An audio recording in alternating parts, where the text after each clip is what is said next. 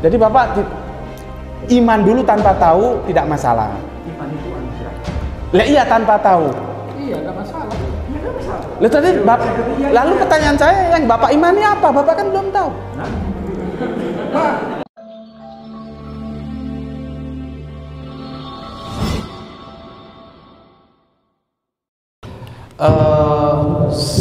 saudaraku sekalian, istilah atau kata itu pasti penting. Ada istilah itu masing-masing punya makna sendiri-sendiri. Ketika dua istilah yang berbeda digunakan di dalam satu kalimat, itu pasti maknanya berbeda karena istilahnya berbeda. Ya. Nah, ini pentingnya menelusuri teks asli, karena teks terjemahan itu tidak bisa mewakili teks asli secara tepat. Nah, inilah yang menyebabkan terjadinya perbedaan yang sekarang. Sebelumnya, tadi seperti yang Pak Ferdinand sampaikan, itu ada perbedaan penulisan. Ini karena pemahaman terhadap teks yang berbeda. Nah, karena itu inilah sumbernya sebenarnya, sumber permasalahan itu dari sisi teks. Maksudnya akhirnya diperlukan penjelasan, penafsiran yang tergantung. Kalau ada dua penafsir akan terjadi dua perbedaan, tiga penafsir, tiga berbeda, dan seterusnya. Ini yang terjadi.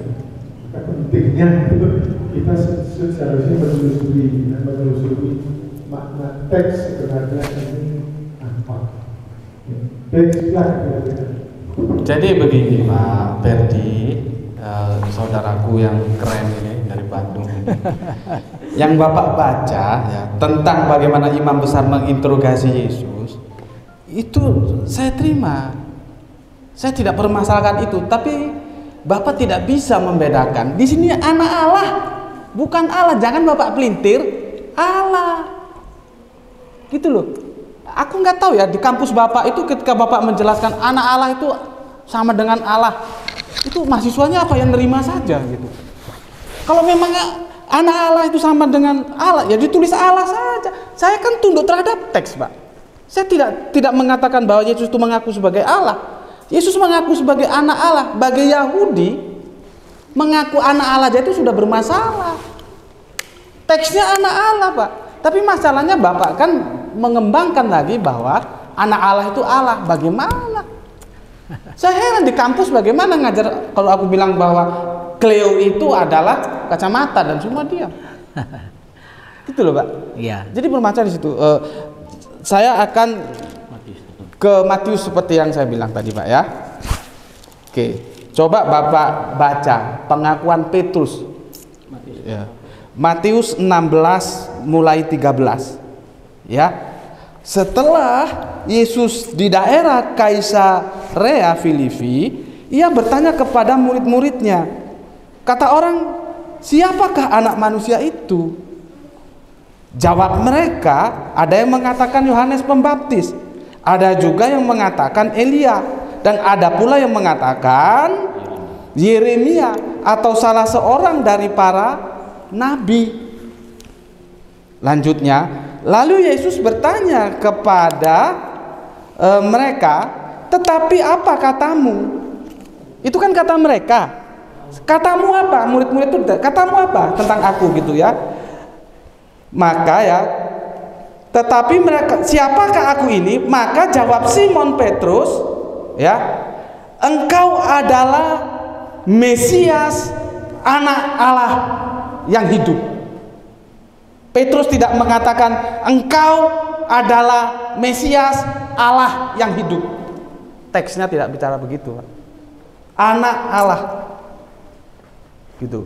Jadi ya memang kita sudah sepakat kalau kita ketemu ya kita bersyukur, tidak ketemu ya sudah menjadi milik masing-masing kan begitu kan. Terus terang seandainya Bapak bisa menghadirkan satu teks kepada saya yang itu tidak perlu diperdebatkan, Yesus itu mengaku atau diakui sebagai Allah, selesai sudah. Masalahnya kan Bapak tidak bisa menghadirkan teks yang kita tidak perlu perdebatkan. Seperti aku menyuguhkan bahwa Yesus itu adalah nabi, itu teksnya ada, Pak. Engkau seorang nabi, itu ada teksnya. Kita nggak berdebat lagi. Gitu Pak masalahnya. Tapi bagaimanapun saya hormati ya pendapat Bapak, tetap saya hormati dan mohon maaf kalau saya terlalu masuk menyerang ya, tapi enggak lah, tetap bersaudara kita ya. Pada hakikatnya bagi saya anak Allah ya tentu berbukan Allah gitu. Ya, mohon maaf saya bersyukur malam ini karena buat saya ada sebuah makna yang berbeda. Bisa katakan tadi, apakah makna pemahaman itu ada pada sosok sang pemaham atau ada pada teks yang dipahami ya. Dan dari ini saya dapatkan jawaban bahwa Pak Ferdinand menunjukkan bahwa makna ada dalam diri Pak Ferdinand, bukan ada pada teks. Artinya Pak Ferdinand mencoba menjadi Yohanes, karena Yohanes mengatakan awalnya firman bersama Allah, maka firman adalah Allah. Lalu dimaknai kalau sebagai Yohanes sudah mungkin kau bertentangan, maka makna firman adalah Allah, dipertahankan terus. Maka saya katakan di sini Pak Ferdinand sedang menjadi Yohanes, dan mencoba memahami dari kacamata Yohanes. Ini dalam ilmu komunikasi berarti makna ada dalam diri, bukan makna dalam ada teks. Saya katakan kalau begitu caranya, maka sebenarnya tidak pernah ada lagi kebenaran, karena fungsi teks akan tidak ada gunanya. Fungsi teks tidak ada gunanya. Justru teks ini adalah alat ukur yang objektif yang bisa dicermati. Nah kalau kemudian lalu makna ada pada diri kita yang memaknai ya, kalau kata-kata gomblong ini, kalau cinta sudah melekat ya kalau cinta rasanya cinta. Jadi nggak ada yang buruk kalau sudah cinta, sebaliknya nggak ada yang baik kalau sudah tidak cinta. Ini menjadi masalah. Maka secara akademis mestinya dikembalikan bahwa makna harus ada pada pesan. Dengan demikian maka kita bisa menelusuri, mengkritisi. Tapi kalau makna ada dalam diri kita, mohon maaf, sampai kapanpun sebuah diskusi sebenarnya kita tidak pernah menemukan yang namanya mengungkapkan yang namanya benar atau salah, karena larinya kepada diri kita masing-masing. Nah ini menurut saya bersyukur sekali malam ini saya menemukan ilmu itu dari apa yang disampaikan oleh Pak Ferdinand. Jadi terasa sekali bahwa Pak Ferdinand mencoba menjadi Yohanes dan menafsiri seperti maunya Yohanes dan itu klop. Karena apa? Karena kontradiksi yang ada di Yohanes lalu tidak jadi kontradiksi. Padahal jelas kontradiksi. Seperti katakan oleh moderator tadi, yang namanya diksi, yang namanya kata itu mewakili makna. Di dalamnya ada pengertian, ada makna. Begitu kita berbeda diksi, apalagi dalam satu kalimat pasti berbeda maknanya. Nggak bisa dikatakan lalu firman adalah Allah, padahal tadi ada kata-kata firman bersama-sama Allah. Maka mengatakan firman adalah Allah itu sesuatu yang kontradiksi secara tekstual. Nah, agar tidak kontradiksi lalu dimaknai secara subjektif. Nah, kalau seperti itu ya mohon maaf pada semuanya, jika suatu saat kita berdialog, berbincang dan sebagainya, sesungguhnya kita sudah tidak ada maknanya dalam sebuah dialog. Karena buat saya dialog itu begini, mari kita ungkapkan sesuatu, dari sesuatu kita ungkapkan dengan kejujuran, maka terungkaplah kebenaran. Karena buat saya pribadi misalkan, saya tidak ada gunanya menjadi seorang muslim kalau Islam itu salah.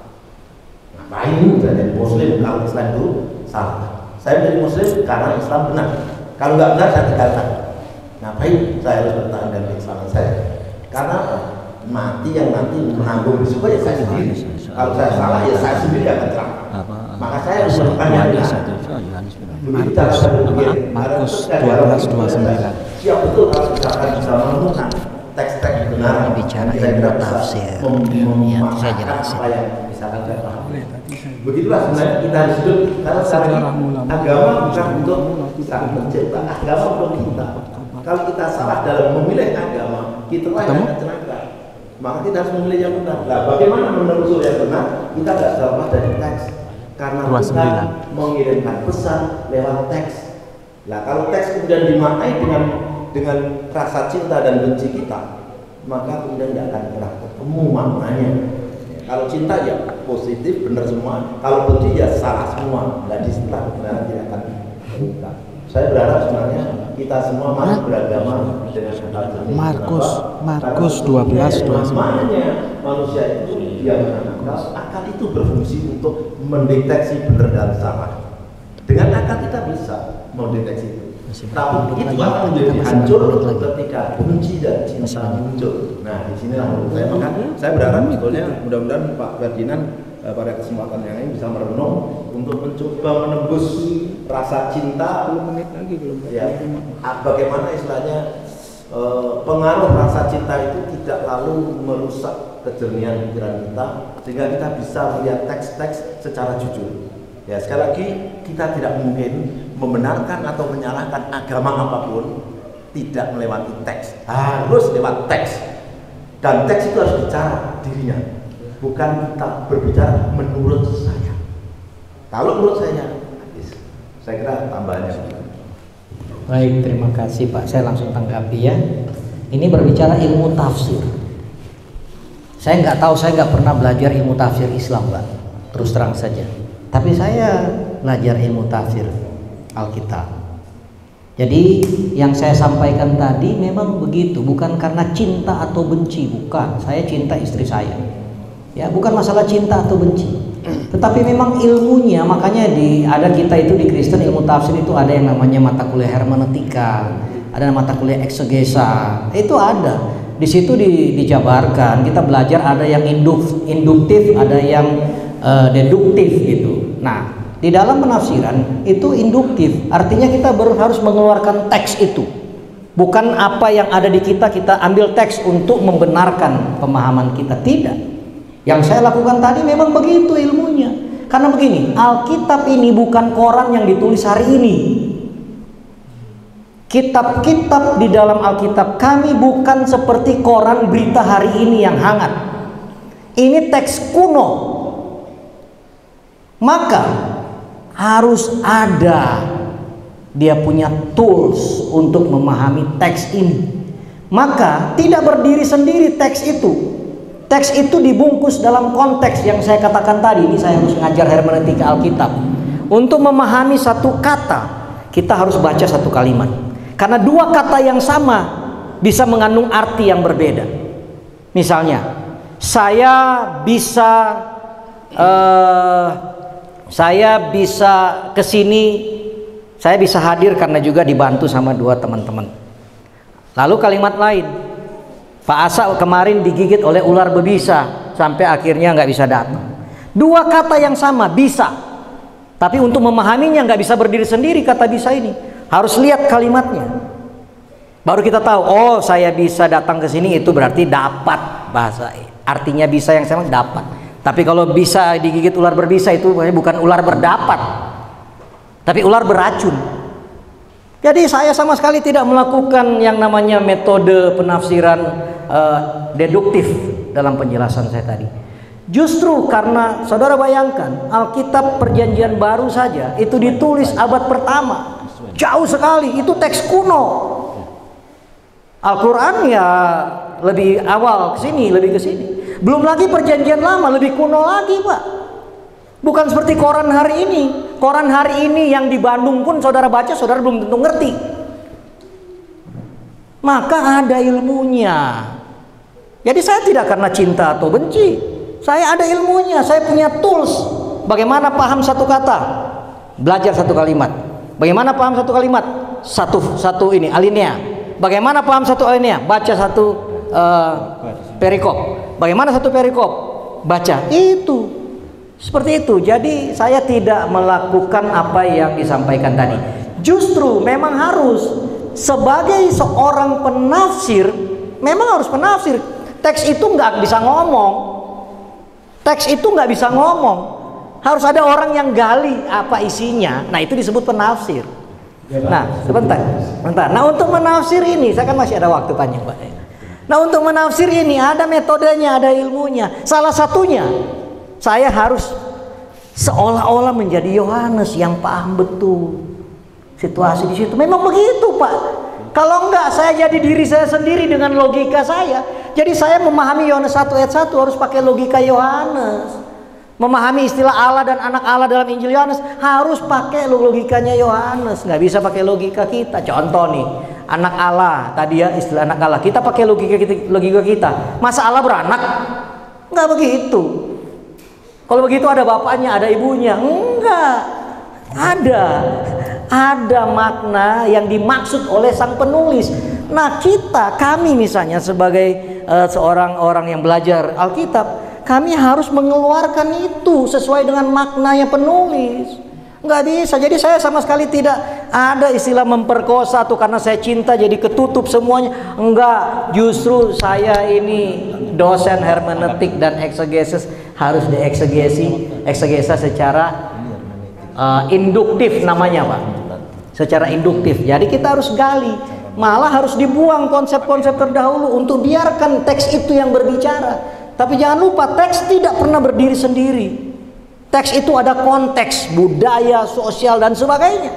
Nah, itu sudah bicara ilmu tafsir. Jadi mohon maaf, saya katakan saya tidak karena cinta atau tidak cinta.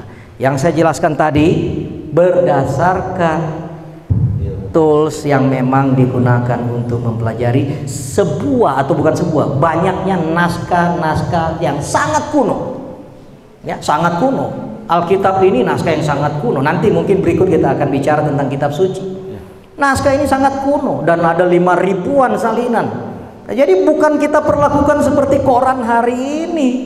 Lalu kita pakai paradigma kita sekarang. Saya sudah lama nggak pulang Manado, saya pulang Manado bingung juga. Ya kan? Ini baru berapa tahun, Pak? Makanya kalau di dalam menafsir misalnya Perjanjian Baru, kalau dulu saya senang ada film Time Tunnel. Ada yang tahu Time Tunnel? Dia bisa masuk pada kotak itu lalu dia pindah ke zaman yang dia mau. Seorang penafsir Alkitab, seorang pembelajar Alkitab, dia harus mampu membawa dirinya masuk pada alam situasi kondisi ketika itu terjadi. Dan saya tidak pernah belajar Alkitab berdasarkan cinta dan tidak cinta. Saya punya metode yang ketat untuk mempelajari Alkitab. Jadi kalau saya katakan Allah dan anak Allah itu sama menurut Yohanes, itu dengan metode yang sangat ketat yang kami pelajari. Terima kasih. Ya, terima kasih Pak.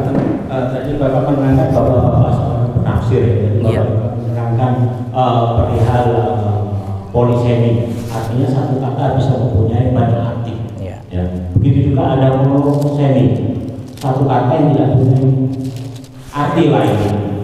Kemudian penafsiran Bapak tentang kata Esa bagaimana? Apakah dia termasuk monosemi atau polisemi? Esa. Dan saya minta kemudian Esa itu Bapak hubungkan dengan Matius ayat ke 29. Pasal 29. Markus 12:29. Markus 12:29. Jadi apakah kata Esa, pertanyaan saya, apakah kata Esa itu termasuk monosemi atau polisemi? Kalau dia termasuk polisemi, apa arti kata selain Esa? Apa arti lainnya? Kalau dia monosemi, lalu apa hubungannya dengan ayat Markus 12 ayat 29? Silakan. Iya, silakan. Sebelum Pak Ferdi menjawab, Pak, saya akan sedikit menanggapi pernyataan Bapak tentang teks dan makna. Ya, jadi begini. Tadi dikatakan seolah-olah makna itu tidak ada artinya karena kalau tidak menurut teks, ya, itu clear ya. Pak, kami sebagai umat Kristen, kalau umat Kristen mula-mula awal-awal itu tidak ada Injil atau kitab, tidak ada teks yang lahir pada saat itu ketika Yesus hadir berkarya di umat tanpa teks. Tapi dia bercakap itu didengar Islam dikabarkan tanpa teks. Jadi dalam hal ini teks itu bukan berarti membinasakan atau mentebiri makna seseorang, tapi tapi dia bisa eksis tanpa teks. Abad ke-15 baru muncul percetakan, iya kan? Tapi abad-abad awal itu baru dikumpulkan teks-teks itu. Jadi kalau menurut kami, bukan berarti makna itu bisa terjadi tanpa teks. Artinya nggak ada teks yang mendukung, nggak ada makna. Nggak begitu bagi kami, karena Yesus sendiri hadir ke dunia ini tanpa teks, tapi dia manggil, bekerja, ada mujizat disampaikan, dan itu dilihat orang. Dan ini yang dikabarkan ke seluruh daerah pada saat itu. Nah ini Pak, jadi saya mau melihat konteks hubungan antara teks dan makna. Terima kasih. Iya, terima kasih atas penjelasannya. Dan tadi juga oleh Pak Ferdinand juga dijelaskan bahwa beliau menggunakan ilmu tafsir yang dalam hal ini salah satu yang utama adalah hermeneutik. Dan saya belajar ilmu komunikasi, saya paham bahwa hermeneutik adalah salah satu bentuk cara menafsirkan sesuatu yang banyak kontradiksinya menjadi tidak kontradiksi. Itulah sebabnya ketika hermeneutik dicoba oleh teman-teman Islam digunakan untuk Al-Quran. Betul, ketika ini ada sejumlah orang yang mencoba meminjam hermeneutik untuk memahami Al-Quran, bubar. Karena sesungguhnya dengan hermeneutik itu segala bentuk benturan bisa dihilangkan. Ya tadi benturan teks itu bisa dibubarkan. Nah, dari penjelasan Pak Asa Silitonga. Dari penjelasan Pak Asa tentang kehadiran Yesus tanpa teks, gitu ya. Jadi pengkabaran dan dikanya ini juga sesuatu yang memang menggembirakan. Artinya apa? Karena itu kabar, maka bisa benar bisa salah juga. Dan begitu kabar disampaikan oleh orang yang beragam, ini bisa kita cek juga. Saya misalkan punya foto, saya tunjukkan kepada Mas Pocol ya. Lalu Mas Pocol saya minta menceritakan kepada Mas Ahmad. Mas Ahmad kepada juga. Nanti terakhir ceritanya sudah jauh. Itulah namanya kabar. Jadi kabar buruk. Memang ya kabar dari kabur, gitu ya. Ini kabar baik Pak. Nah, sehingga untuk itu agar kita bisa memahami itu tadi, hermeneutik itu lahir untuk memahami teks-teks yang bermasalah. Tapi kalau teks yang tidak bermasalah digunakan hermeneutik bubar, itu masalahnya gitu ya. Saya interupsi, bukan untuk memahami teks bermasalah. Itu kami yang pakai Pak. Jadi kami tujuannya, jangan Bapak yang sebut. Kan Bapak tidak pakai hermeneutik. Kami yang gunakan hermeneutik bukan untuk memahami teks bermasalah, tapi untuk memahami keseluruhan teks secara objektif. Jadi jangan bilang memahami teks bermasalah, tidak. Karena Bapak nggak pakai hermeneutik kan? Tadi bisa kacau katanya. Jadi jangan mengatakan apa yang kami pakai itu dengan perspektif Bapak. Kami tidak gunakan hermeneutik hanya untuk teks-teks bermasalah. Teks kami tidak ada yang masalah. Kita bisa jawab semua kok nanti di waktu berikutnya tentang kitab suci, Pak. Ya? Tapi saya sendiri bahasa tadi. Iya. Kalau itu kehadiran Yesus tanpa teks dan teks adalah berita, dan berita itu ya saya katakan menurut ilmu informasi yang namanya berita seperti itu ya tentu saja tapi tidak bisa dipertanggungjawabkan ya. Oleh karena itulah hadir sebuah teori hermeneutik dalam rangka untuk memahami teks-teks yang bermasalah. Itulah itu pemahaman kami di dalam ilmu komunikasi. Dalam ilmu komunikasi ya politik dikenal seperti itu. Karena itu saya menolak ketika hermeneutik dibandingkan dengan Quran jadi kacau karena Al-Quran tidak pernah ada yang namanya kontradiksi.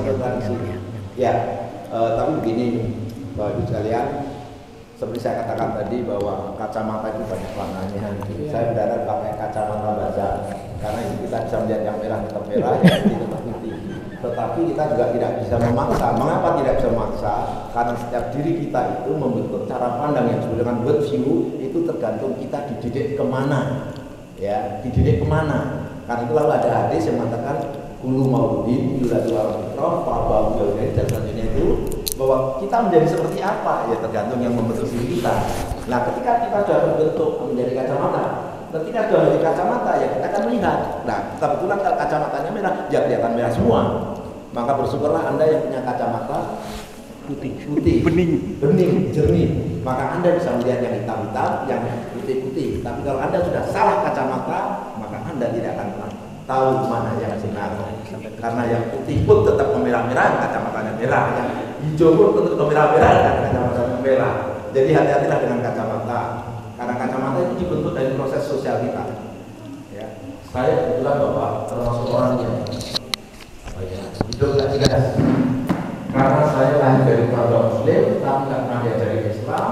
Kemudian saya masuk ke SMP, lalu saya diajari ke Kristen, saya tidak ke gereja, begini dulu. Terus kemudian waktu SMA saya kena guru wali seorang pendeta Hindu, Pak Mawiata. Akhirnya saya juga berhindu dia, gitu ya. Setelah itu terus mikir-mikir yang mana ini, Hindu, apakah Kristen, apakah Islam. Akhirnya saya milih Pancasila. Jadilah saya agnostis, bertuhan tanpa agama, begitu ya. Tapi setelah di perjalanan terus ditanya oleh teman saya, tolong direnungkan, dipikirkan, begitu apa benar cara kamu berpikir. Akhirnya saya mencoba mendekati diri. Cara saya sederhana, saya tidak terikat oleh agama apapun. Cara saya adalah mengenal Tuhan, mencari Tuhan, bahasa saya begitu. Saya pikir-pikir, andai ada Tuhan, andai ada waktu Tuhan itu, andai ada Tuhan, maka Tuhan itu misalkan harus maha. Nah, kalau harus maha, nggak boleh ada kawan. Kalau harus maha, nggak boleh ada kawan. Nah, dan dia harus pencipta. Kalau bukan pencipta, bukan Tuhan. Maka Tuhan itu harus satu dan satu-satunya, nggak boleh enggak. Dan tidak boleh ada yang menyamai. Kalau ada yang sama, bukan Tuhan juga, gitu ya. Nah, saya identifikasi kira-kira ciri-ciri Tuhan itu kayak apa. Baru kemudian saya mencoba membaca bagaimana Bible, bagaimana Al-Quran, bagaimana Weda. Dari situlah saya baru tahu oh yang paling mendekati identifikasi yang saya temukan adalah ternyata Islam. Akhirnya saya coba masuk ke dalam Islam dan saya menemukan oh ya baru benar Islam itu agama yang benar loh. Kok nyimpulkan gampang. Saya ini seorang guru, saya pernah mahasiswa. Anda bisa bikin surat cinta mas? Mas Zaki bisa ya? Oh bisa Pak, 10 halaman? Oh bisa Pak, lebih dari itu bisa 15 halaman? Bisa. Baik, saya kasih 10 juta Mas Zaki, you bikin surat cinta 15 halaman dengan catatan, satu, bisa dihafal. Kira-kira bisa nggak? Nggak akan pernah bisa. Itulah sebabnya maka tidak seorang pun pendeta manapun, Hindu, Buddha, Kristen yang bisa hafal kitab sucinya. Hanya Islam yang bisa dihafal. Saya menulis buku sudah beberapa buku, nggak satu pun bisa saya hafal. Bahkan satu bab saja juga nggak bisa. Itu yang saya tulis sendiri dengan karya sendiri. Satu bab saja nggak bisa. Tapi ada sebuah buku yang dicetak oleh tangan manusia bisa dihafal. Ini berarti apa? Satu-satunya yang tidak mungkin dibuat oleh manusia. Buatan manusia pasti bisa dibuat. Apalagi lalu ada kalimat ini, baik kuntum bisa ini alam saya pikir mana bisa. Buat surat kerja sebagainya. Kalau kamu ragu-ragu ini, coba guys satu surat saja, nggak akan pernah bisa. Kita cermati ternyata betul. Nah itulah lalu saya kemudian memilih oh ya, inilah kitab suci, satu-satunya kitab suci, dan inilah agama yang suci. Saya dulu waktu saya mencari agama itu begitu prosesnya. Jadi saya tidak terikat oleh segala sesuatu karena itu tadi perjalanan saya yang kacau balau tadi, ya kacau balau. Saya menyebut bahasa itu kacau balau. Saya menemukan agama di jalanan. Saya nggak punya guru. Terima kasih.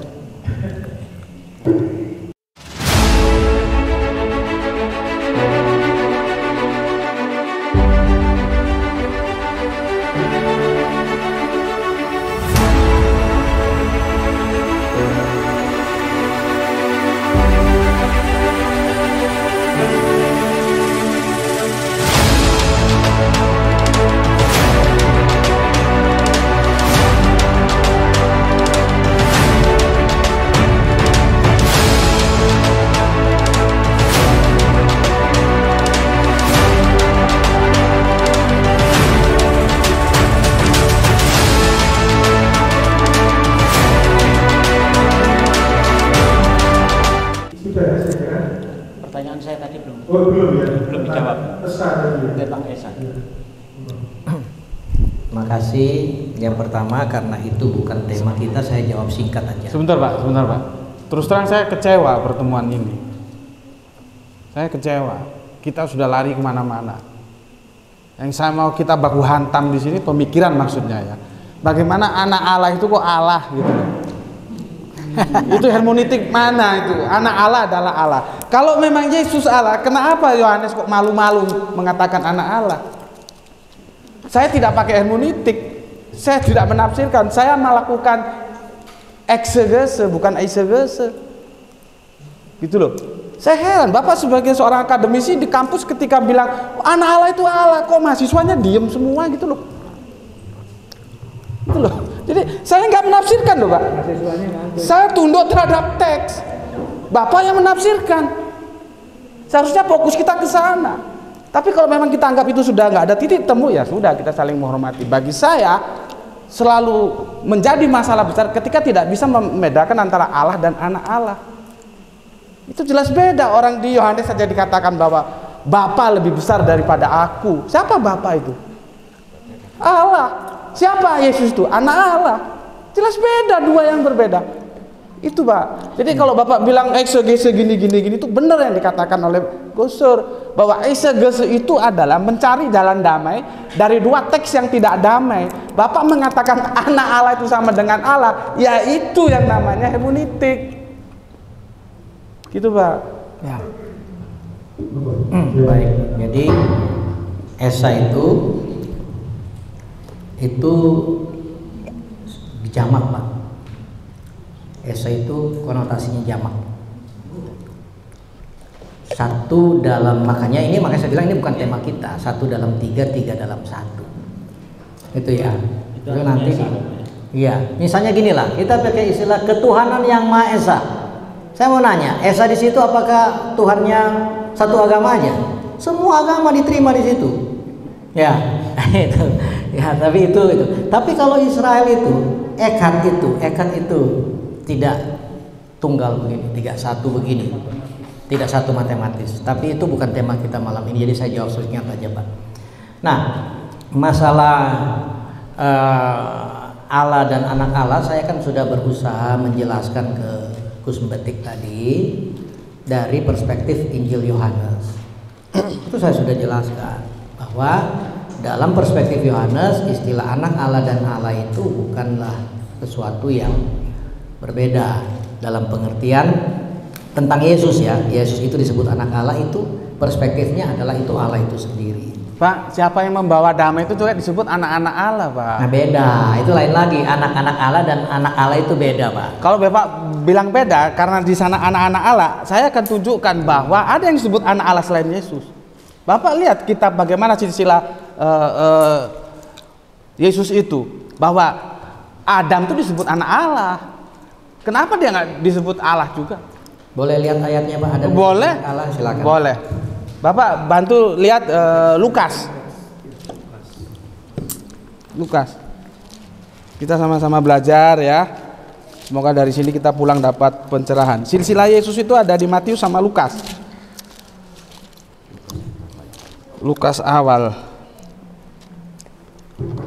Coba saya bantu sini. Sebentar Pak ya, sabar Pak ya. Sambil Gus Betik mencari ayatnya, saya mau tanggapi Pak. Monggo silakan Pak. Ya. Jadi sekali lagi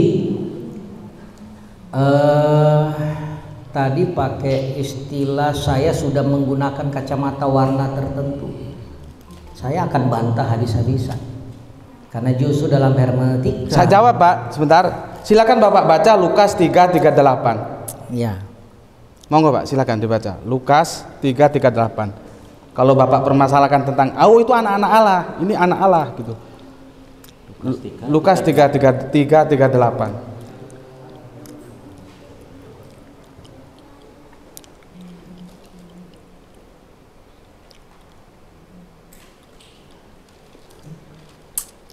Ya, di situ Adam juga disebut anak Allah, Pak.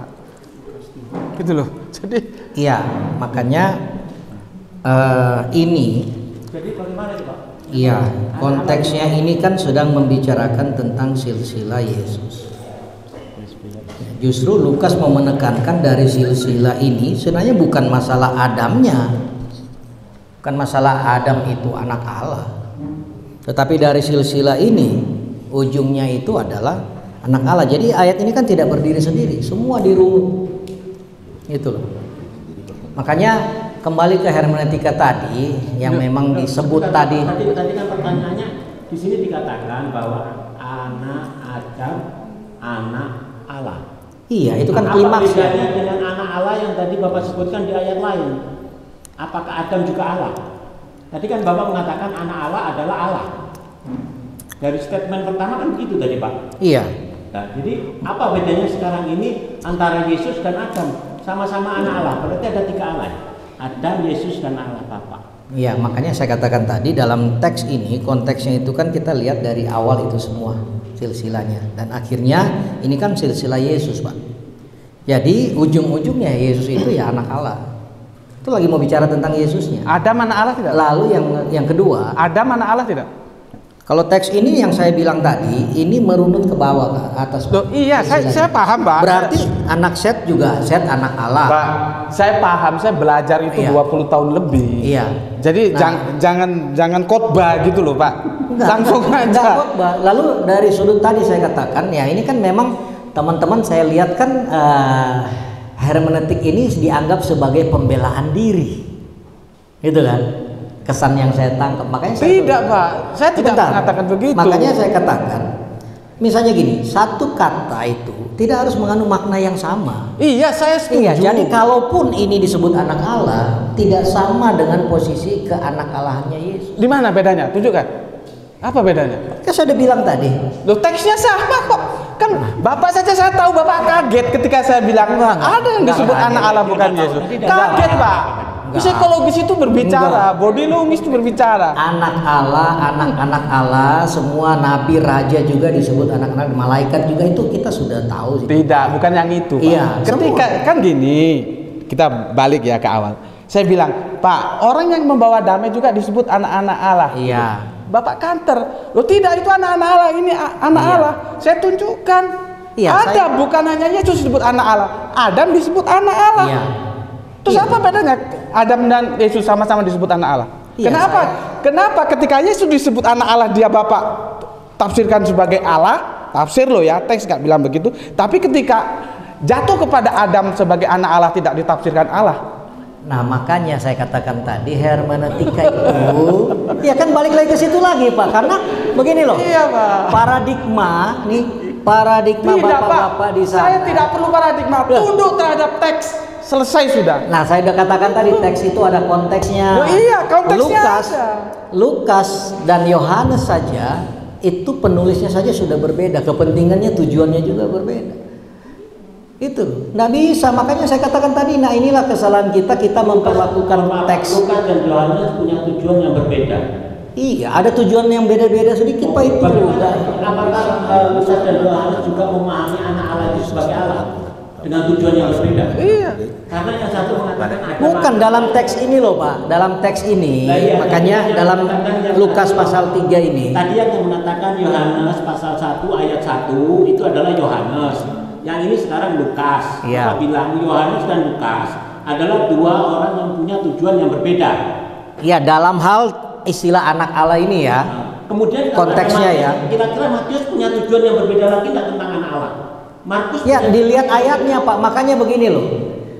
Saya tuh kalau berdiskusi, berdebat, makanya kenapa saya tanya tadi, bukan saya nggak tahu ada ayat ini, saya kaget enggak. Saya ingin ditunjukkan ayatnya, baru kita buka, kita baca.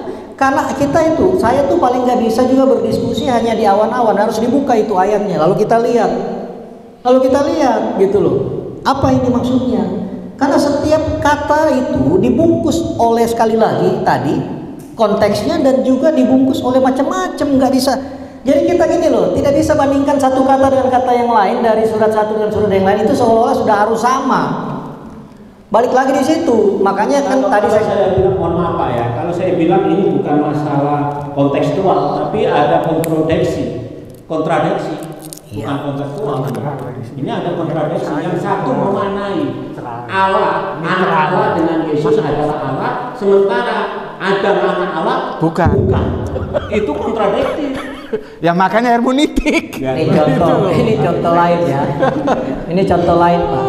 Kalau Bapak buka teks Alkitab tentang singa, ini contoh lain satu kata. Ada ayat yang mengatakan dia adalah singa dari Yehuda.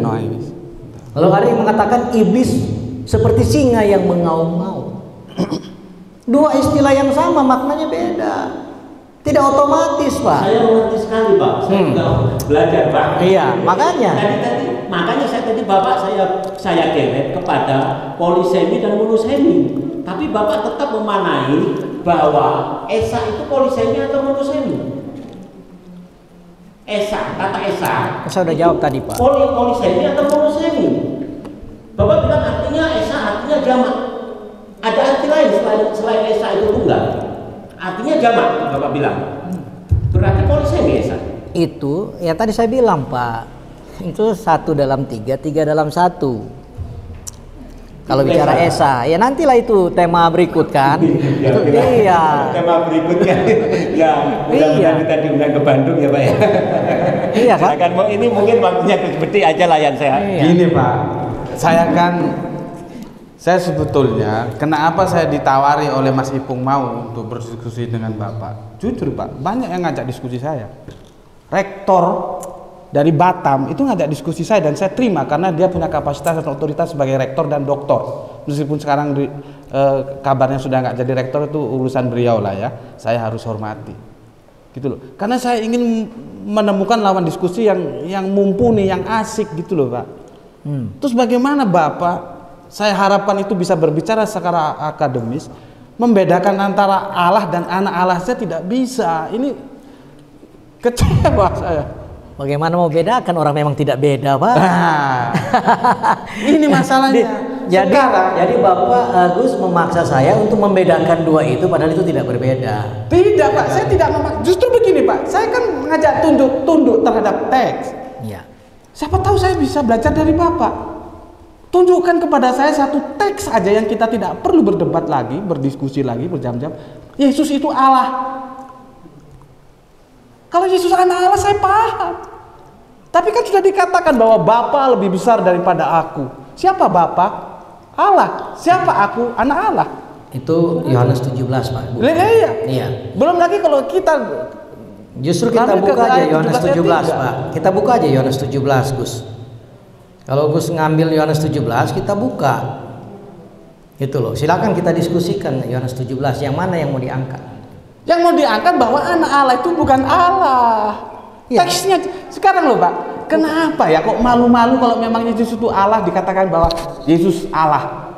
Nggak ada. Ini ayat tebal begini. Apakah ketika zaman dulu Allah tuh sekarang menjadi anak Allah, berubah? Padahal Allah itu tidak pernah berubah. Itu loh Pak. Monggo. Monggo. Ya saudara, Bapak Ibu yang dikasih Tuhan, yang dirahmati Allah ya, kita semuanya. Biar kita mencoba belajar bersama-sama. Kita belajar melihat kita melihat sesuatu biasanya memang kita Daud tadi, Daud anak Lukas itu. Kita dikasih pikiran, cara berpikir kita bukan bagaimana pikiran Allah yang menyatakan melalui teks dari itu taktek aja, tapi teks ini apa? Tulisan menjadi bahasa aslinya. Ini adalah logos, firman Yesus itu logos, kebenaran. Jadi logos itu bukan kata-kata biasa. Dia hidup, dia memberi hidup, dia memberi kuasa. Jadi kalau kita pahami secara pikiran sendiri, memang kita akan mempunyai cara berpikir sendiri karena di sini sudah ada modalnya pengertian itu. Dari mana? Pengalaman hidup, dari ajaran orang, dari ajaran siapapun itu. Bapak dan Ibu sekalian, kembali kita bahwa kita kembali ke teks. Memang harus teks yang bicara. Setuju Pak. Kita belum ketemu aja. Nggak usah kita merasakan. Ya, kembali kepada teks. Nah, gitu. Tadi dituntut saya. Mana Pak? Mana Yesus yang ada itu mana? 1 Yohanes 5 ayat 20 untuk menambahi aja. Sebenarnya sudah dijelaskan. Menambahi 1 Yohanes 5 ayat 20. Ayat 20-nya ya. 1 Yohanes. 1 Yohanes 5 ayat 20. Bukan Yohanes Pak ya, 1 Yohanes Pak ya. 1 Yohanes, jadi surat Yohanes. Iya. Yohanes itu menulis 1 Injil, kemudian 1 Yohanes 3 surat tambah 1 wahyu itu tulisan 1 Yohanes berapa Pak? 1 Yohanes 5. 5. Ayatnya? Ayatnya 20. 20. Oke. Ya, coba ini kita pahami dulu jangan Ya, silakan Pak. Silakan, Pak. Kita Silakan, lari ke Pak. teks saja lebih bagus. Supaya firman ini masuk, Pak. Siap Pak, siap. Akan tetapi kita tahu bahwa anak Allah telah datang dan telah mengaruniakan pengertian kepada kita. Anak Allah tadi disebut. Ya. Supaya kita mengenal yang benar dan kita ada di dalam yang benar, di dalam anaknya Yesus Kristus. Jadi yang benar ada anaknya Yesus Kristus. Benar Yesus Kristus anaknya. Dia adalah Allah yang benar dan hidup yang kekal. Itu ayat tambahan. Ayat berapa tadi? Ya. Ayat berapa? 1 Yohanes 5:20. Tadi dari tadi Bapak meminta itu betul kan? Harus kembali ke ayat kita harus bisa menjelaskan. Iya. Nah inilah yang ayat 1 ya. Kemudian kita buka lagi ke 1 Yohanes 5:20. Sekarang Yohanes 9. Coba kalau kita buka, Bapak perhatikan bagus. Nah. 1 Yohanes 9 ayat 35. Yohanes 9 ayat 35.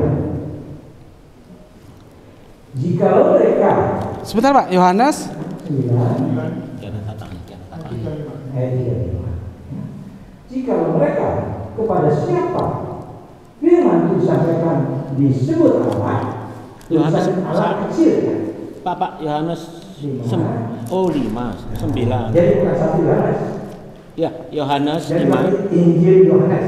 Ya, Yohanes 5 ayat 35. Sorry, Yohanes 9. 9 tadi. Saya sudah ke Yohanes 9 ayat 35. 35. Oke, monggo. Ya. 35.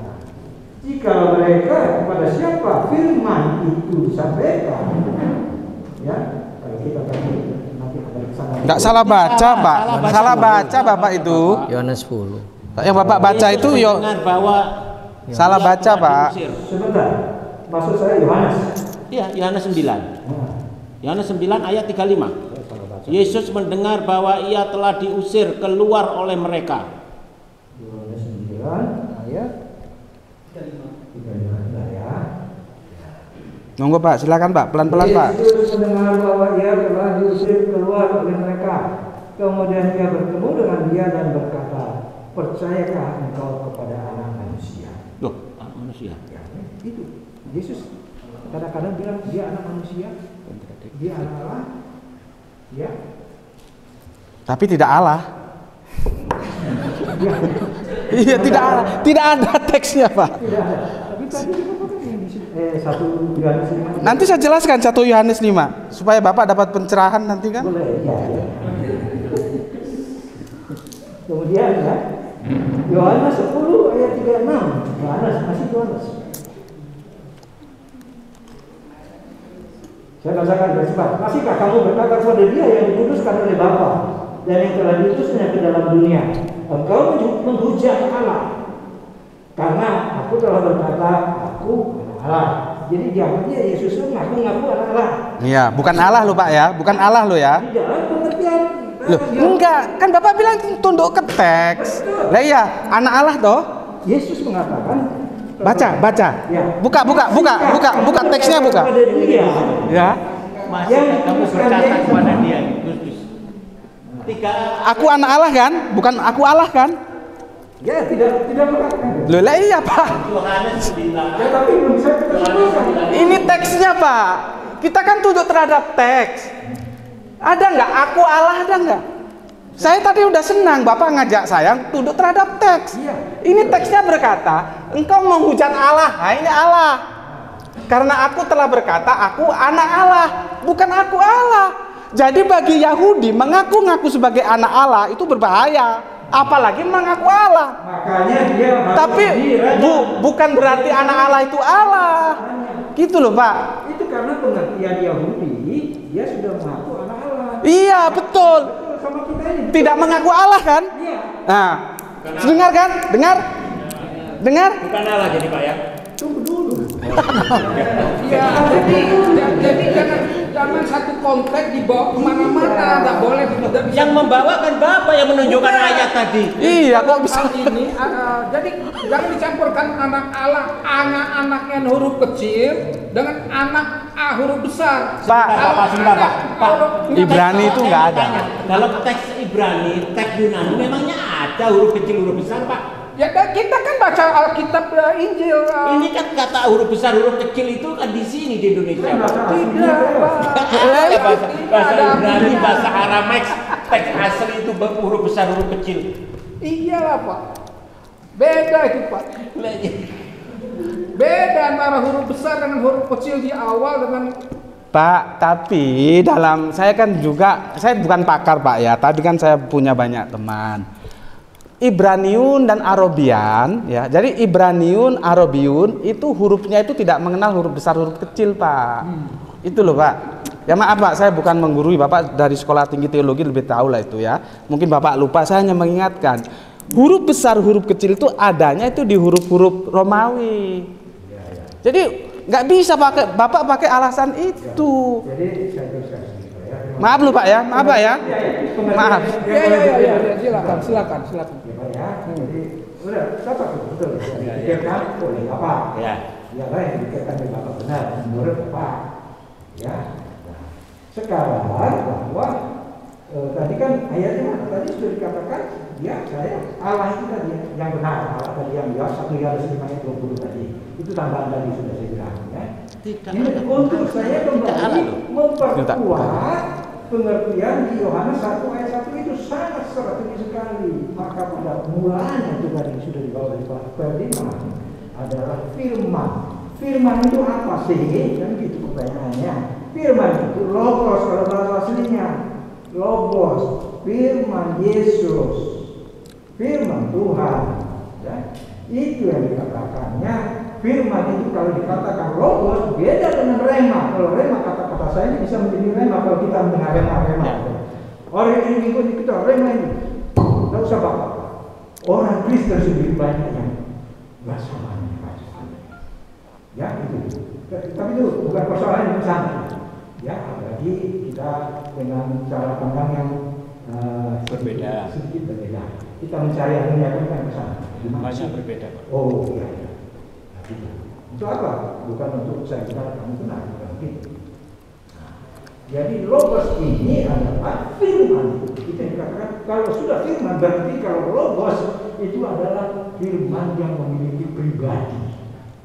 Dia memiliki pribadi, bukan kata-kata biasa. Jadi maka kita memahami Alkitab, maka ini adalah harus kita pahami secara iman. Kata-kata iman itu tadi. Tapi kembali nanti iman. Jadi memang semua itu. Jadi sudah iman ya. Jadi gini Pak ya, tanpa pengetahuan langsung iman gitu aja Pak ya. Oh enggak juga, mengimani teks. Loh, pengetahuan ini membantu kita. enggak, lebih dahulu mana iman dengan pengetahuan? Iman. Ya, bukan apa. Berarti iman dulu tanpa tahu Pak ya? Apa? Iman dulu tanpa tahu Pak ya? Iya. Iman itu yang datang kepada kita. Enggak ada masalah begitu. Iya. Iman itu apa? Muncul dari pendengaran. Sekarang bagaimana Bapak bisa mengimani yang Bapak tidak tahu? Ada pemberitaan. Lah berarti kan Bapak tahu. Maka firman itu yang akan menggugah. Enggak, bagaimana? Kan Bapak bilang iman itu tanpa tahu boleh. Apa? Iman tanpa tahu boleh. Jadi Bapak kan tiba-tiba beriman kan tanpa tahu dulu kan? Bisa, iya. Iya. Enggak, sekarang gini, pertanyaan saya. Bapak tahu dulu baru diimani atau langsung diimani saja tanpa tahu? Bapak tahu dulu baru diimani. Iya. Tahu iman baru tahu. Iya. Iman. Iman dulu. Ha. Ya sudah. Beda kan? Ya. Mantap. Jadi saya tuh Mantap. berdasarkan Mantap. Tuhan, saya harus ngerti dulu baru aku ikut kamu. Iya. Berarti diimani dulu Pak ya? Iya. Nggak perlu tahu. Jangan bilang begitu. Nah ini namanya mengkotakkan lagi. Oh bukan, kan saya tahu. Setelah itu baru tahu gitu loh. Saya paham Pak. Kan pertanyaan saya begini, Bapak ini kami sama-sama dari Batak sana. Jadi gini loh Pak, saya nggak apa-apa, saya hormati keputusan Bapak. Nggak tahu itu bagi Kristen atau bagi Bapak pribadi ya. Jadi Bapak iman dulu tanpa tahu tidak masalah. Iman itu anugerah. Lah iya tanpa tahu. Iya, nggak masalah. Ya nggak masalah. Lalu pertanyaan saya, yang Bapak imani apa? Bapak kan belum tahu. Pak, iman menurut Kristen itu dia di mendengar aja sudah cukup, tidak tanpa. Ya berarti kan tahu, Pak. Iya. Iya. Jadi bukan berarti Bapak harus tahu dulu, tahunya tuh harus bagaimana? Tahu dari sebuah tulisan, Ya, tahu dari kabar baik, tahu dari pemerintahan, itu harus Bapak jelas tahunya tuh maunya maksudnya dari mana? Ya tinggal dari mana? Kalau kita bicara Alkitab, ini sebagai basic dari segala sumber permasalahan dalam agama. Ya dari Alkitab kita tahu. Iya, jadi kalau Makanya ketika Pak Ferdinand bilang bahwa anak Allah itu adalah Allah, Yesus itu menjadi Allah, itu iman, Pak. Alkitab tidak mengatakan begitu. Gitu loh. Saya sebetulnya mau menjelaskan tentang 1 Yohanes 5:10 supaya Bapak punya oleh-oleh nanti. Ini permainan domir kalau dalam bahasa Arabian. Domir hu-nya itu lari kemana? Hu itu dia, dianya lari kemana? Hati-hati ini teks. Apa perlu saya jelaskan? Coba Bapak bisa mengerti? Boleh silakan. Coba buka 1 Yohanes 5:20. Tapi maaf Pak ya, bukan saya menggurui, bukan. iya, cuman tolong dilihat konteksnya juga, Pak. Iya Pak, iya. Silakan dijelaskan. Iya. Iya. Buka Yohanes 5 1 Yohanes 5:20. 1 Yohanes 5:20. Silakan Pak. 1 Yohanes 5:20. Dibacakan saja sambil dicari.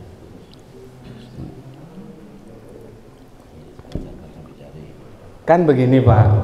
Ya. Bapak saya yang terhormat ini ya, Bapak Tampung Bolon teh? Iya, Alex Tampung Bolon. Oh, ada. Boy do puasa dong boy, halak batak doa. Seringan luar itu. Makanya orang Batak itu ngomong aja seperti orang berantem kalau di Lapo Tua, apalagi berantem gitu loh. Jadi supaya nggak kaget, saya tetap menghormati beliau sebagai orang yang lebih tua, pantas bagi bapak saya hormati itu. Bukan saya tidak hormat, bukan begitu. Tadi kan gini Pak, saya sudah senang dengan logika yang dibangun oleh Bapak tadi bahwa kita harus tunduk terhadap teks. Itu namanya kalau kita kajian Alkitab, kita melakukan eisegese. Kita tunduk terhadap teks, tapi yang dilakukan oleh Pak Ferdinand itu bukan exegese, Pak, exegese. Enggak, maksud saya yang dilakukan Pak Ferdinand itu eisegese. Tidak. Teks dipaksa tunduk terhadap teks itu ada konteks. Tidak iya. Dan konteks itu saya sudah jelaskan tadi. Tidak ada konteks yang mengatakan Yesus itu Allah gitu ya. Oke. Kan ke sana. Terus Bapak mengajak kita tunduk terhadap teks. Ya, aku sudah senang itu. Terus Bapak menunjukkan kita 1 Yohanes 5 ya 20. Karena Bapak ingin menunjukkan kepada saya secara teks Yesus itu Allah, kan begitu? Nah, sekarang kita tunjukkan dari ayat itu mana menunjukkan Yesus itu Allah? Coba mana? 1 Yohanes 5:20. 1 Yohanes. Bacain Pak, bacain. Jadi menurut Bapak yang dikatakan di sini dia adalah Allah yang benar dan hidup. Bisa diangkat ini? Diangkat. Yohanes berapa? 5:20. 1 Yohanes 5. 1 Yohanes. Betul. 1 Yohanes 5:20 ya. Nah ini ya, Bapak kan mau Bapak itu domir dianya itu kemana? Bapak ini domir dianya dilarikan ke Yesus. Karena Bapak ini mau menundukkan saya bahwa Yesus itu Allah. Dia adalah Allah, Yesus adalah Allah. Padahal dia itu larinya ke Nya ini loh Pak. Paham? Saya kupas tuntas teks ini. Itu loh Pak. Ini permainanmu seperti teman-teman Islam, hati-hati. Wa innahu lisaati. Kok hu-nya bisa ke Isa, hu-nya itu ke Al-Qur'an. Gitu loh, Pak. Ya, tapi kalau Bapak tetap mengatakan bahwa kalau dalam bahasa Arabian ini namanya domir, Pak. Huwa. Dia, Bapak larikan ke Yesus, ya monggo. Nah, ini. Turunkan ini. Turun ke bawah. Nah. Dia mana? Itu atas. Ya. Dia ini lari ke nya ini Pak, anaknya. Di dalam anaknya. Nyanya siapa? Allah. Jadi dia adalah Allah. Ya ini ke sini, bukan ke Yesus. Berapa? Dulu ulangi Pak.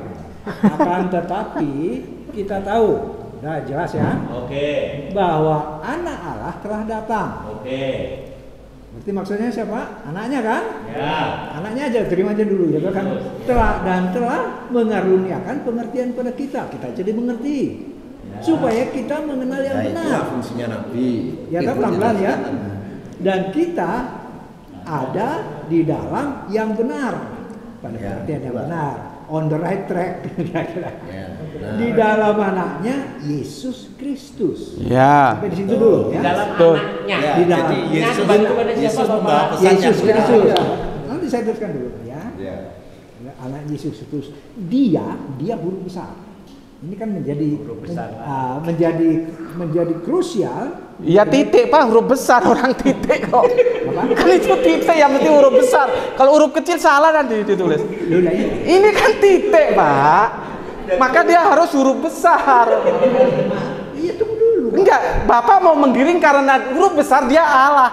Sudah dijelaskan dalam Ibraniun Arabiun itu sama. Tidak ada huruf besar huruf kecil. Ini yang dikatakan ini kita jalani dulu, kita mengerti dulu. Iya Pak, iya coba. Ini yang dikatakan teks ini. Dia adalah Allah. Dia huruf besar. Bukan karena titik. Dia Sebentar. itu Allah. Mohon maaf. Jadi kita tolonglah Win ya. Kalau kita memahami, kita agak ya 2 menit lah. Jadi sedikit ada kerendahan hati kita. Iya Pak. Saya mohon maaf. Kerendahan hati itu maksudnya apa? Mencoba mendengar. Siap Pak, siap. Mendengar ya kan? Siap. Nanti bisa nggak sama nggak apa-apa. Siap. Coba mendengar ya. Dan kita ada dia adalah Allah yang benar, ya, dan hidup yang kekal. Kalau kita baca dia adalah Allah yang benar dan hidup yang kekal, itu adalah Allah itu. Iya, Allah. Betul. Kalau hanya itu. Betul. Nah, tetapi dari awalnya sudah dijelaskan dari ayat 20 awalnya. Ya, makanya kita terus pelan-pelan dulu. Jangan terus nanti nggak ketemu kita. Siap. Ya kan? Akan tetapi kita tahu bahwa anak Allah telah datang dan telah mengaruniakan pengertian kepada kita. Kita tahu anak Allah telah datang. Loh, dikatakan anak Allah telah datang dan telah mengaruniakan pengertian kepada kita supaya kita mengenal yang benar. Iya toh? Dan kita ada di dalam yang benar. Di dalam apa? Di dalam anaknya Yesus Kristus. Nyanya jangan hilang Pak ya. Pesan saya cuman nyanya jangan hilang. Nanti kalau nyanya dihilangkan beda makna. Jadi itulah ya. Jadi supaya lebih utuh. Walaupun ini juga kadang-kadang masih bisa samar-samar kok. Masih samar-samar. Oh Bapak masih samar. Ya, masih bisa samar-samar. Artinya apa? Belum utuh. Kenapa yang sebenarnya iman kita yang sebenarnya itu belum datang betul sempurna sama kita. Kenapa? Ya kita belum ketemu. Iya betul Pak. Betul. Ya belum ketemu. Kalau bagi saya iman itu siapa? Yesus Kristus. Nggak usah dikasih teori-teori macam-macam, teologi atau apa itu. Iman itu Yesus. Mantap lah ya, mantap. Saya bisa menjelaskan. Mantap, songon itu. Itu urutannya. Ido. Tapi nanti jangan ini sekarang. Iya. Oke, sebentar. Saya mau tanya ke Gus Betik. Jadi dia itu siapa maksudnya itu? Dia adalah bapaknya. Kan Nah, tuh itu. anak kan punya bapak. Kenapa bisa begitu? Lah kan anak siapa lagi? Nah, kalau itu tidak anak dan penggalnya itu dikeluarin dari anaknya Yesus Kristus. Justru Bapak yang Gus yang memenggalnya aja yang diambil. Kalau dalam teks Yunani, ya. sebentar, Gus. Kalau teks Yunani itu tidak ada titik di situ. Ya. Lalu kalau bicara dia itu huruf besar, Allah itu huruf besar. Kalau Gus bilang tidak ada besar dan kecil, iya. Tapi kenapa disebut huruf besar di situ? Allah yang benar itu dia. Karena pakai istilah theos. Nggak mungkin theos itu Allahnya huruf kecil. Jadi harus Ya. dibantu ke bahasa asli. Jadi baru kita bukan tahu Allah yang mana. Jadi bukan bicara karena ya semua tahu, orang yang belajar tahu bahasa Yunani itu nggak ada besar kecil, malah nggak ada titik koma dan sebagainya, itu dibuat selanjutnya. Saya koreksi Pak, Ya. Yunani itu ada besar kecil Pak. Iya, itu bukan, saya Ibrani, sorry. Nah, saya koreksi. Yunani ada. Ya. Iya, ada. Ya. Iya, Jangan salah. sampai nanti waktu ngajar ngomong gitu kan. Enggak, ini kan kepleset lidah, bukan itu. Iya, saya tahu, Pak. Tenang Iya, aja, Pak. iya, Pak. Gus, Saya tahu, ya. Pak. Jadi Saya yang tahu, Pak. Allah yang benar itu, Allah itu nggak perlu mau dia huruf besar huruf kecil dari Yunani ya. Coba siap. Jadi dari teks Yunaninya itu pakai istilah theos. Jadi theos itu otomatis dalam bahasa Indonesia itu Allahnya huruf besar. Jadi nggak ngaruh kalau kita buka ke Yunaninya, nggak ngaruh dia mau Indonesianya A besar atau kecil, itu udah terlihat dari situ. Nah lalu dia adalah Allah yang benar dan hidup yang kekal itu tidak lepas, itu dalam bahasa Yunani tidak ada titik di hidup yang kekal itu. Makanya kami memahami ini yang dimaksud frase kalau dalam bahasa Yunani, bukan kalimat karena belum titik. Frase terakhir dia adalah Allah yang benar dan hidup yang kekal, itu bicara tentang anaknya Yesus Kristus. Itu konteks terdekat. Begitu. Ya memang berbeda kalau Gus nyantolnya hanya di nya-nya aja. Ya, nya itu nggak berdiri sendiri. Nya itu menjelaskan anaknya Yesus Kristus, terakhir itu Yesus Kristus. Baru kemudian. Iya kan? Lah, mau bagaimana? Lah, mau dipaksain mau dipaksa itu sebagai Allah, Bapak, nggak bisa. Iya, Bapak Ibu, kalau kita teknologi ini sebenarnya nyata sekali bahwa Yesus itu adalah utusan. Karena itu dia datang menyampaikan kebenaran dan kita disuruh agar kita tidak salah jalan. Itu jelas banget maknanya adalah seorang utusan. Kalau kita ayat selanjutnya, dan kita tahu bahwa anak Allah telah datang dan telah memberi perhatian kepada kita. Artinya apa? Menyampaikan tentang kebenaran agar kita menjadi benar. Logikanya dapat demikian maknanya. Katanya seharusnya kamu bahasa Indonesia tadi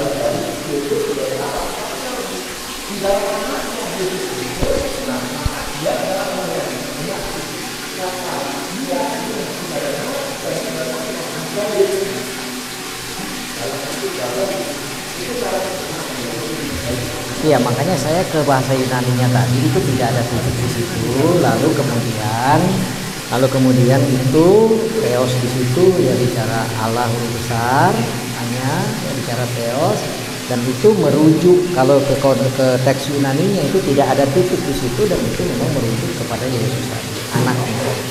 Gitu ya, terserah kalau misalnya mau pakai logika seperti itu, memenggal istilahnya, lalu kemudian dia itu diartikan sebagai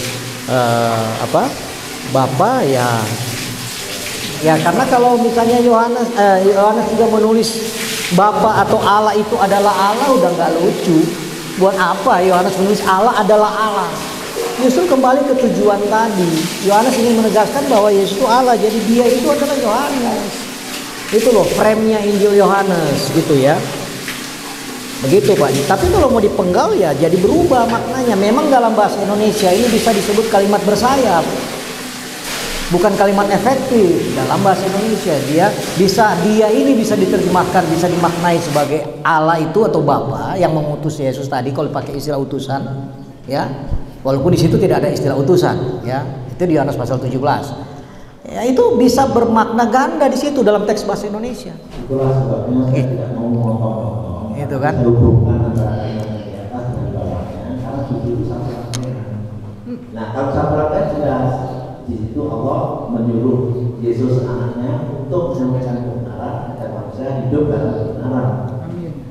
Barang itu pada kesempatan saya katakan, Pak, memang begini, Pak Ferdinand sejak awal zaman saya hanya bicara soal Yesus, saya tidak ingin karena di sisi luar, tapi sebenarnya beliau bersama kita bicara pada status. Di dalam Islam, Yesus distatuskan sebagai nabi. Sementara di dalam Kristen statusnya adalah Tuhan. Kan itu kan ya.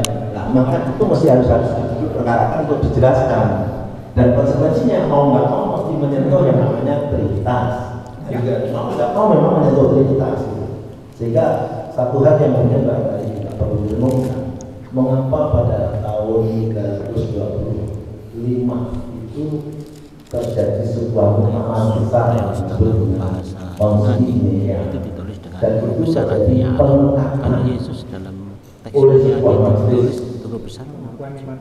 Nah, bahwa Yesus bahasa Surya. itu Tuhan. Jadi pengakuan Yesus itu Tuhan sebenarnya sulit ditemukan di teks, tetapi ditemukan dalam sebuah keputusan muktamar. Sebuah muktamar. Gak pernah, Yesus gak pernah disebut Theos. Bukan teksnya, tapi muktamar itu yang menentukan. Theos itu untuk Allah. Dan apakah Yesus disebut ketika ditentukan ada tiga kelompok Adonai. Kelompok pertama yang mengatakan Yesus kelompok dua. Ojo. Jelas Yesus nggak pernah disebut. Ini loh, nek bahasa Inggris Yesus itu disebut Lord, nggak pernah God. Nggak ikuai. Dan lalu Kaisar Konstantin menegaskan Yesus itu Tuhan. Jadi ketetapan Yesus Tuhan bukan ketetapan Tuhan, tapi ketetapan sebuah muktamar. Dan dalam Islam itu muktamar, konsili itu muktamar, rapat besar. Sehingga itu terjadi masalah dan itu God harus Lord. Kenapa dalam bahasa Inggris Yesus nggak pernah ditulis sebagai God? Kenapa hanya Lord? Yang mengatakan setengah-setengah dimaafkan harus merubah keyakinan. Jadi kalau lihat dari sejarah itu, apa kita tidak berpikir ada sesuatu yang amat sangat janggal, sebuah konsep ketuhanan dari ajaran sebuah agama begitu besarnya permasalahannya itu di dalamnya ada gugatan, ada proses penetapan. Kan itu lucu kan, sebuah agama besar lalu Tuhannya ditetapkan melalui sebuah benturan yang membawa korban. Orang Kristen tidak pernah berpikir begitu. Jadi kita harus mundur di ayat yang diambil oleh Gus Betik tadi, Matius pasal 16. Maksud saya, Pak, Matius pasal 16 itu jelas Yesus bertanya kepada para murid, ya, menurut orang siapakah aku ini? Dan orang banyak gagal paham sekalipun hidup pada zaman Yesus. Mereka katakan, apalagi yang sekarang. ya bentar, enggak ada Pak. Orang banyak, tapi murid Petrus mengatakan engkau adalah Mesias anak Allah. Kembali lagi ke istilah Mesias anak Allah. Cok. Ya, nah dalam konteks Matius pasal 16, kalau kita baca ayat-ayat selanjutnya, Mesias anak Allah yang hidup. Salah satu ayatnya misalnya ayat 19, kepadamu akan kuberikan kunci kerajaan sorga. Yesus itu punya kunci kerajaan sorga. Mana ada nabi punya kunci kerajaan sorga? Gak ada manusia biasa punya kunci kerajaan sorga. Dan banyak teks yang saya sudah bahas tadi tapi nggak sempat didiskusikan. Yesus katakan sebelum Abraham ada aku sudah ada.